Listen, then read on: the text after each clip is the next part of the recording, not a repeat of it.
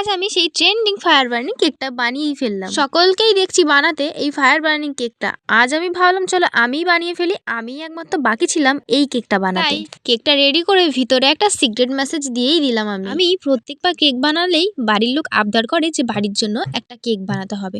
তখনই আমি নতুন কিছু ট্রাই করার চেষ্টা করি, একটুখানি বেশি করে ক্রিম বিট করি যাতে বাড়ির লোকের জন্য আমি তাদের মনের পছন্দ মতন কেক বানিয়ে বাড়ির লোকের জন্য যে কেকটা বানাবো তাই জন্য ভাবলাম এই ট্রেন্ডিং কেকটাই ট্রাই করা যায়। তো আমার কাছে সেরকম সেই কাগজটা ছিল না, তাই জন্য আমি বাটার পেপার দিয়েই বাটার পেপারের মধ্যে একটা হ্যাপি বার্থডে লিখে তার উপরে আমি ডিজাইন করতে শুরু করে দিলাম। যেহেতু ফার্স্ট টাইম ট্রাই করছিলাম তাই জন্য খুব নার্ভাস লাগছিল আর ভেবেই পাচ্ছিলাম না যে আমি কি ডিজাইন করব। যেহেতু বাড়ির জন্য বানিয়েছি তাই জন্য সেরকম ডিজাইন মাথায় আসেনি, হিজিবিজি একটাই ডিজাইন করে। চলো এবার ট্রাই করার পালা যে আগুন ধরে কিনা। ফার্স্টে দেশলাই দিয়ে ধরালাম, ধরলো না। তারপরে এই ম্যাচেস দিয়ে জ্বালাতেই আমার কেকটা পুরো সাকসেসফুলি রেডি হয়ে গেল। তো বন্ধুরা আমার এই কেকটা কেমন লাগলো অবশ্যই জানিও। হচ্ছে নেক্সট ভিডিওতে।